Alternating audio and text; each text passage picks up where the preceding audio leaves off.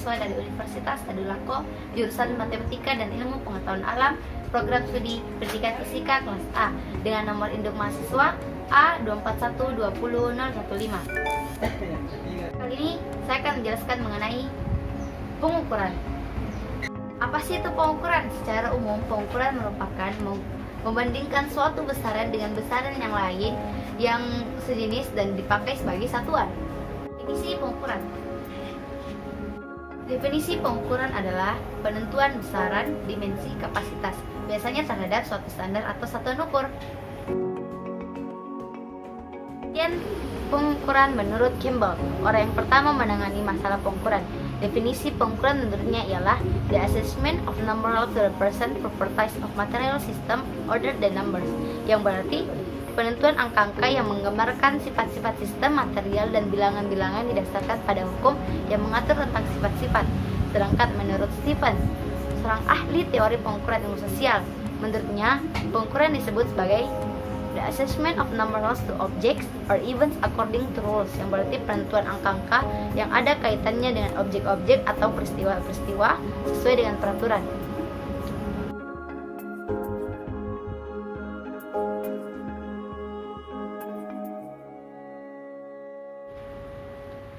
Adapun jenis-jenis pengukuran, menurut Campbell, seorang ahli ilmuwan, seorang pakar yang menjelaskan pertama kali mengenai pengukuran. Beliau menjelaskan bahwa terdapat dua jenis pengukuran. Yang pertama, pengukuran fundamental, yang kedua pengukuran turunan. Dari kedua pengukuran tersebut dapat disimpulkan bahwa beliau mengkaji tentang bilangan-bilangan. Namun ada pendapat baru mengenai pengukuran, yaitu dari seorang pakar ilmuwan yang bernama Torgerson. Beliau menjelaskan mengenai pengukuran secara formal atau mengkaji tentang hukum-hukum.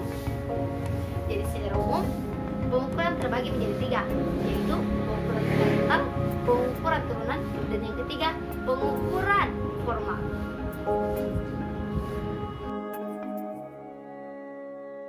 Pengukuran fundamental merupakan pengukuran di mana angka-angka dapat diterapkan pada benda dengan mengacu pada hukum alam dan tidak bergantung pada pengukuran variabel apapun, seperti panjang, hambatan listrik, nomor, dan volume, merupakan hal-hal yang dapat diukur.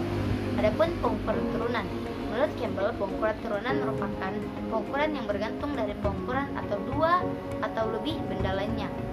Contohnya, pengukuran kepadatan yang bergantung kepada pengukuran massa dan volume. Operasi pengukuran yang dilakukan bergantung pada hubungan yang sudah diketahui dengan sifat-sifat yang mendasar lainnya. Adapun pengukuran formal, ini adalah tipe pengukuran dalam ilmu sosial atau ilmu akuntansi, menggunakan definisi yang dibangun secara acak-acak untuk dihubungkan dengan hal-hal yang dapat diamati dengan pasti atau yang disebut dengan variabel pada konsep yang telah ada. Dalam pengukuran terdapat dua jenis satuan. Yang pertama, pengukuran dengan satuan yang tidak baku. Yang kedua, pengukuran dengan satuan yang baku. Pengukuran dengan satuan yang tidak baku adalah satuan yang menghasilkan nilai ukur berbeda dengan antara satu orang dengan orang yang lainnya. Pengukuran ini biasanya menggunakan jengkal telapak tangan, jengkal telapak kaki dengan hasta ataupun depa. Pengukuran dengan satuan yang baku adalah satuan yang dapat diterima secara internasional. Kegunaan dari satuan baku ini untuk menyeragamkan hasil pengukuran yang telah disepakati oleh para ilmuwan dan dikumpulkan menjadi suatu besaran pokok seperti panjang, massa, waktu, dan suhu. Kumpulan tersebut menjadi suatu sistem satuan standar internasional yang sering kita singkat sebagai SI. Skala pengukuran. Setiap pengukuran dibuat berdasarkan sebuah skala. Sebuah skala dibuat ketika aturan sistematik digunakan untuk mengumpulkan pernyataan matematika kepada objek ataupun kejadian. Jenis skala dibuat tergantung kepada aturan sistematik yang digunakan. Menurut Stevens, seorang ahli pengukuran ilmu sosial, menjelaskan bahwa skala dapat digambarkan menjadi A. Skala nominal, B. Skala rasio, C. Skala interval, dan D. Skala ordinal.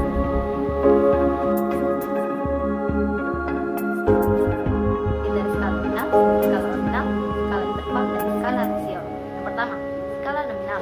Dalam skala nominal, angka hanya digunakan sebagai sebuah label, contohnya penomoran pemain sepak bola yang diberikan oleh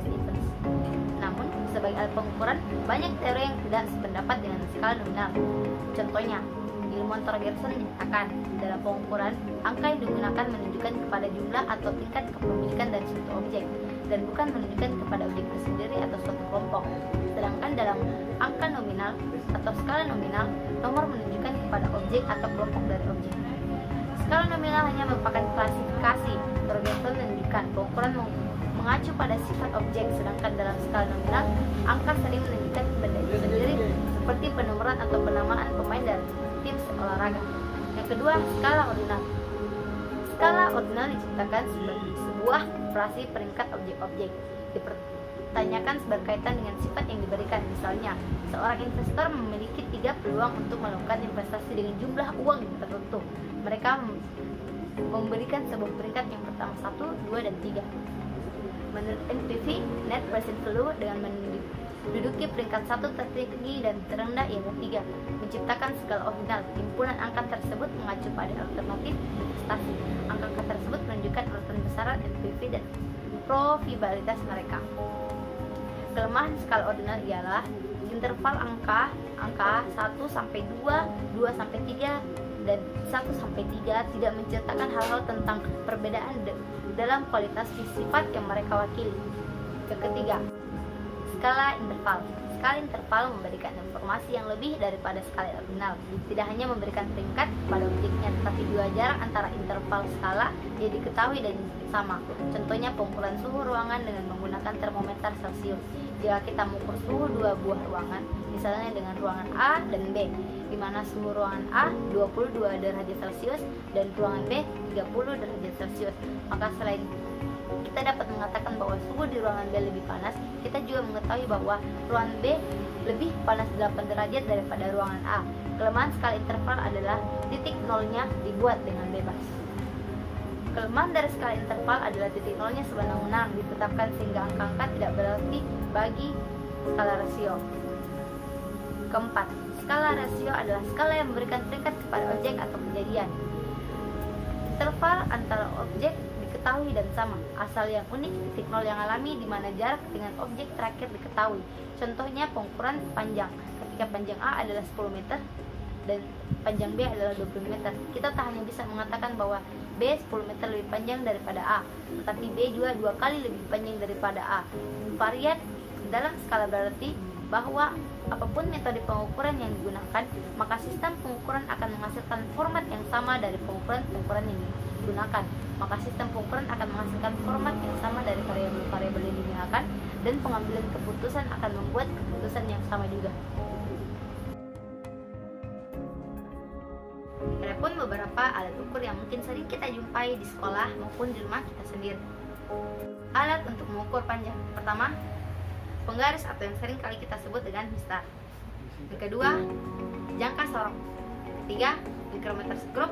Yang keempat, rolmeter. Adapun untuk mengukur suhu, yang pertama, termometer.